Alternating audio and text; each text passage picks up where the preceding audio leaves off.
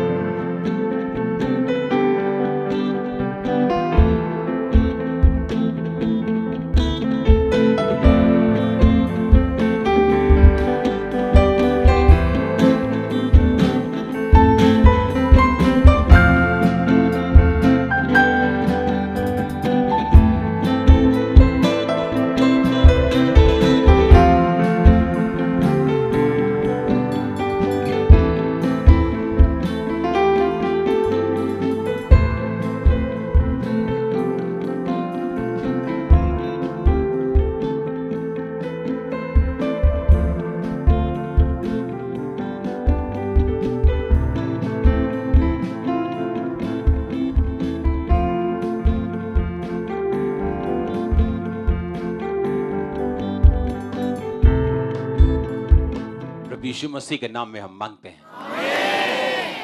अपने हाथ को उठाओ, बोलो आज जो मैं सुनूं मैं अंगीकार करूं, उस पे चलूं, फल लेके आऊं, मेरा फल बना रहे।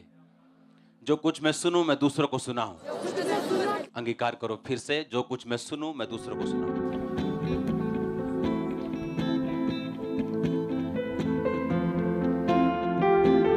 प्रभु यीशु मसीह के नाम में हम मांगते हैं। स्वागत है यीशु मसीह की प्रेजेंस में।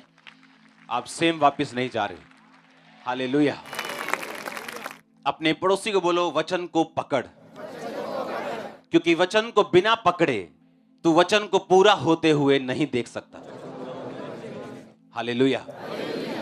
आप जानते हैं बाइबल में जितने भी वर्ड्स लिखे वो कभी भी अपने आप पूरे नहीं होते। इसीलिए जब आप सूची पढ़ते हैं गिफ्ट्स की, होली स्पिरिट के वरदानों की, जब आप सूची पढ़ते हैं, उसकी जब ध्यान से पढ़ते हैं, उसमें लिखा वर्किंग आउट ऑफ मिरेकल्स, यानी जितने मिरेकल्स होंगे उनके लिए तुम्हें वर्कआउट करना पड़ेगा। कैसे? अगर एलीशा ने उस विधवा को बोला कि जब उसने कहा कि मेरे घर में कुछ नहीं है और मेरा पति कर्जे में था, अब वो मर गया, अब मेरे बच्चों को लेने के लिए आए, उन्हें सर्वेंट बनाने के लिए, नौकर बनाने के लिए, तो उसने कहा था तेरे पास क्या है? उसने कहा था थोड़ा सा तेल। उसने कहा जाके सारे अपने पड़ोसियों के खाली बर्तन मांग ला और बर्तन थोड़े मत लाना, और जब वो बर्तन तेरे पास आ जाएं उस थोड़े तेल को उंडेलना और वो सारा बर्तन भर जाएंगे और उसको बेच के तू अपना कर्जा उतारना। हालेलुया। ऐसा नहीं हुआ कि आसमान से नोट बरसे, डॉलर बरसे, रुपए बरसे और उसने अपना कर्जा उतार दिया। उसने अपने मिरेकल के लिए वर्क किया। वर्क कौन सा? हमारे अपनी ताकत से नहीं, अपनी बुद्धि से नहीं, अपने दिमाग से नहीं। जो कुछ परमेश्वर के दास ने कहा था, जो वर्ड आया था प्रभु से, उस पे एग्जैक्ट चल के उसने अपने कर्जे से बाहर आने में, अपने बच्चों की सहायता की, उनको नौकर बनने से रोकने में। आप समझ रहे मेरी बात को? आप में और आपकी ग्रेटनेस में बस इसी चीज का फर्क है। अगर आपने वर्ड को ग्रैब कर लिया, अगर आपने उस वचन को पकड़ लिया, आपको समझ आ गई रेवलेशन के साथ, जिस तरह मुझे समझ आई थी जब मेरी हीलिंग नहीं हो रही थी, मेरी डिलीवरेंस नहीं हो रही थी, मैं दुखी था, ज्यादा डिप्रेशन में था, सुसाइड करने तक पहुंच गया था मसीह में आने के बावजूद भी, और वचन मुझे मिला था, हे मेरे प्रिय भाइयों, हियाव बांधो और दृढ़ रहो, क्योंकि तुम जानते हो मसीह में किया गया मेहनत व्यर्थ नहीं है। पहला कुरिन्थिया 15 उसकी 58 आयत। और जब ये वचन मैंने पढ़ा, ये वर्ड पढ़ा, तो मुझे लगा कि परमेश्वर ने मुझसे बात की कि मैं हीलिंग तो चाहता हूं, डिलीवरेंस तो चाहता हूं, बेटर चाहता हूं अपनी लाइफ को, लेकिन मेरी मेहनत कम है। 20 मिनट की प्रेयर है, 40 मिनट की प्रेयर है, और होली स्पिरिट मुझे कह रहा है कि मैं अपनी मेहनत को बढ़ाऊं। अगर मैं मेहनत करूंगा, अगर मैं प्रेयर में बढ़ूंगा, फास्टिंग में बढ़ूंगा, तो परमेश्वर कहता है कि मुझ में किया गया परिश्रम कभी भी व्यर्थ नहीं। हीलिंग तो हुई, लेकिन उस परिश्रम के कारण आज आप यहां पर भी बैठे हो। हां, तो इसका मतलब परमेश्वर के पास हमारे लिए बड़ी योजना है, और उस योजना को हम इनकार कर सकते हैं, उस योजना को पकड़ने में नाकामयाब हो सकते हैं अगर हम इमीडिएट सिचुएशन देखेंगे कि हमारी आंखों के सामने अब क्या चल रहा है, कौन सा दुख है, कौन सी प्रॉब्लम है, और उसी के हिसाब से अपनी लाइफ को हम अरेंज करना अगर शुरू कर देंगे तो हम कभी भी परमेश्वर के परफेक्ट प्लानिंग को, उसकी महान योजना को जो आपके लिए है, उसकी आप कभी भी उसको पकड़ नहीं पाओगे। हम वचन पढ़ेंगे दूसरा राजा उसका 2:1-18। जब यहोवा एलिया को बवंडर के द्वारा स्वर्ग में उठा लेने को था, तब एलिया और अलीशा दोनों संग संग गिलगाल से चले। एलिया ने अलीशा से कहा, यहोवा मुझे बेतेल तक भेजता है, तो यहीं ठहरा रहे। अलीशा ने कहा, यहोवा और तेरे जीवन की शपथ, मैं तुझे नहीं छोड़ने का, इसलिए वह बेतेल को चले गए। और यह सिलसिला ऐसे ही आगे रहा। बेतेल वासी भविष्यद्वक्ताओं के चेले अलीशा के पास आकर कहने लगे, क्या तुझे मालूम है आज यहोवा तेरे स्वामी को ऊपर उठा लेने को है? उसने कहा, हां मुझे भी मालूम है, तुम चुप रहो। एलिया ने उससे कहा, हे अलीशा, यहोवा मुझे यरीहो तक भेजता है। 6 आयत में लिखा, फिर एलिया ने कहा, यहोवा अब मुझे यरदन तक भेजता है, तो यहीं ठहरा रहे। उसने कहा, यहोवा तेरे जीवन की शपथ, मैं तुझे नहीं छोड़ने का। अतः वो दोनों आगे चले। भविष्यद्वक्ताओं के चेलों में 50 जन फिर दूर खड़े हुए, यरदन के किनारे खड़े हुए। एलिया ने चद्दर निकालकर ऐंठी जल पे मारी, वो जल 2 भाग हुआ और वो दोनों नदी के पार उतर गए। पार उतरने पर एलिया ने अलीशा से कहा, इससे पहले कि मैं तेरे पास से उठा लिया जाऊं, जो कुछ तू चाहे मैं तेरे लिए करूं वह मांग। एलीशा ने कहा, तुझमें जो आत्मा है उसका दुगना भाग मुझे मिल जाए। एलिया ने कहा, तूने कठिन बात मांगी है, तो भी यदि तू उठा लिए जाने के बाद मुझे देखने पाए तो ऐसा ही होगा, नहीं तो ना होगा। वे चलते चलते जा रहे थे, अचानक अग्नि में रथ और अग्नि में घोड़ों ने उनको अलग अलग किया और एलिया बवंडर में होकर स्वर्ग पर चढ़ गया। और अलीशा देखता और पुकारता रहा, हाय मेरे पिता, हाय मेरे पिता, हाय इजराइल के रथ और सवारों। जब वह उसको फिर देखना पड़ा, तब उसने अपने वस्त्र पकड़े और पकड़कर 2 भाग कर दिए। तब उसने एलिया की चद्दर उठाई जो उस पर गिरी थी, और वो लौट गया और यरदन के तट पर खड़ा हुआ, और एलिया की चद्दर जो उस पर गिरी थी पकड़कर उसने जल पे मारी, और एलिया का परमेश्वर यहोवा कहां है पुकारा। जब उसने जल पर मारा तो जल इधर उधर 2 भाग हो गया और अलीशा पार हो गया। ये देखकर भविष्यद्वक्ताओं के चेले जो यरीहो में उसके सामने थे कहने लगे, एलिया में जो आत्मा थी वो अलीशा पर ठहर गई है। अतः वे उसको मिलने के लिए गए और भूमि पर झुककर उसको दंडवत किया। अब ध्यान से सुनना, अगर आपका बेटा आपको यह कहे कि आपके पास 1 करोड़ रुपया है, लेकिन आपके जाने के बाद आप मुझे 2 करोड़ दे के जाओगे, ऐसा हो सकता है? ऐसा हो सकता है? क्या हो सकता है ऐसा? आपके पास 5 मरले का प्लॉट है, आपका बेटा कहे आपके बाद ये मुझे 10 मरले चाहिए, हो सकता है क्या ऐसा? नहीं हो सकता। तो जो चीज मेरे पास है ही नहीं है, मैं आपको कैसे दे सकता हूं? एलीशा ने कहा एलिया से कि जब तू उठा लिया जाएगा तो जो तुझ में है दुगना, फिर से पढ़ेंगे उस आयत को।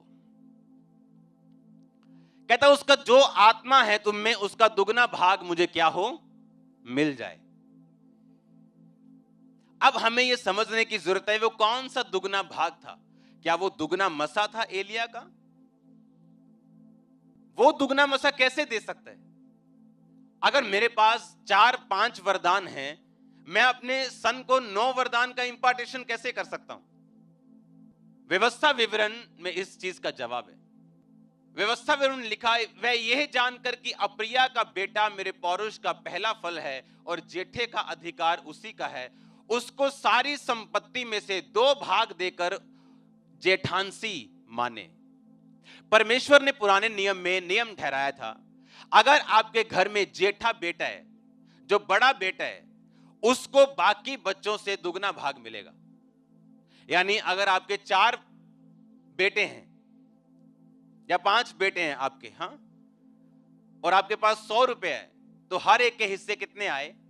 20-20। लेकिन परमेश्वर ने कहा नहीं, ऐसा नहीं करना।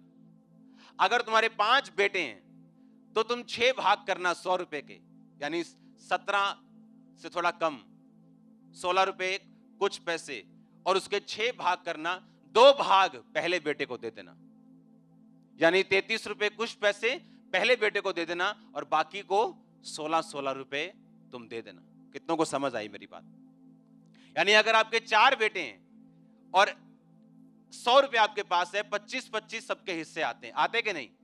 कहता तुम 25-25 मत करना, तुम उस 100 रुपए के 5 हिस्से करना, यानी 20-20-20-20-20। पहले वाले को 40 दे देना और बाकी 3 को 20-20 देना। ये हुक्म था परमेश्वर का कि जो जेठा बेटा हो वो बाकियों से दुगना भाग पाए।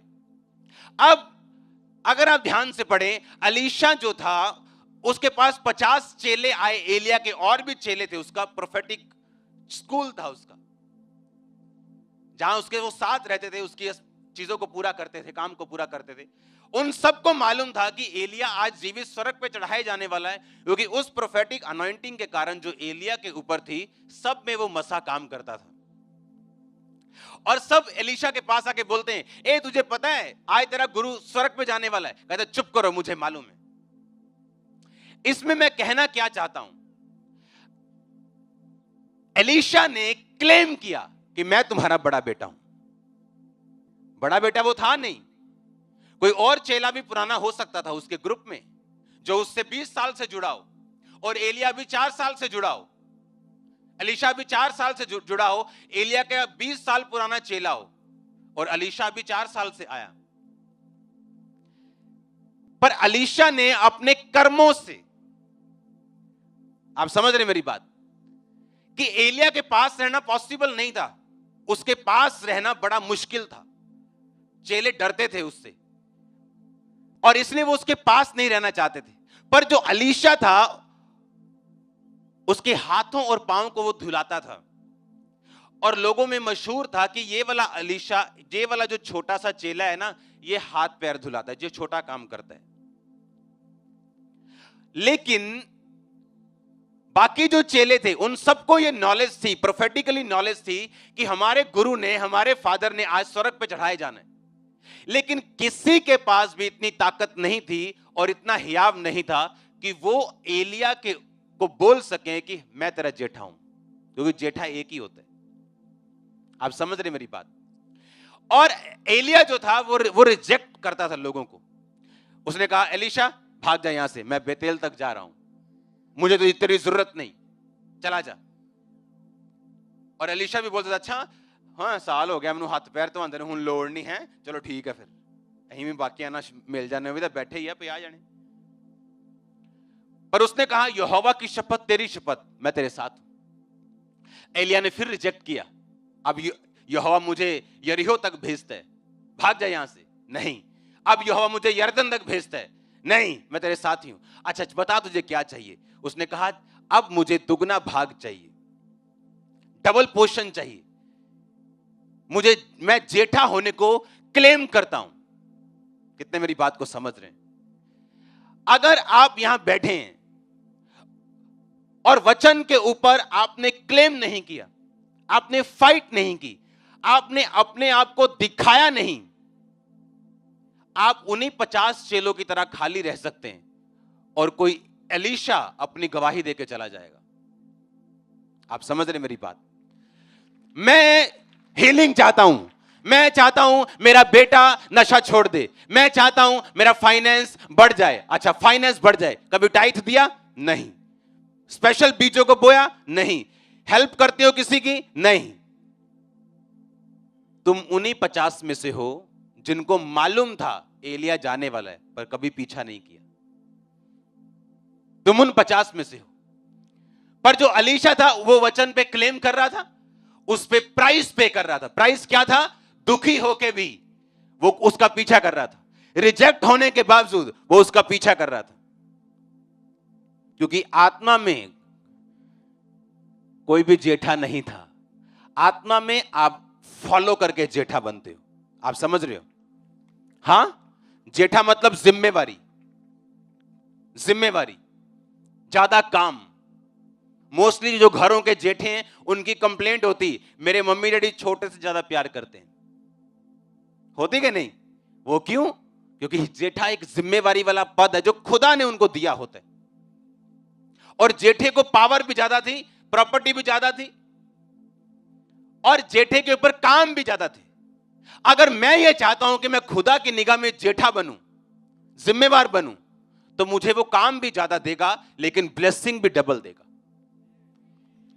अगर मैं ये चाहता हूं कि परमेश्वर मेरा हीलिंग कर दे, वो खुदावंद मुझे ये गवाही दे दे, परमेश्वर मेरे को ये टेस्टिमनी दे दे, वो अपने आप नहीं आएगी। आपको वचन के ऊपर क्या करना पड़ेगा।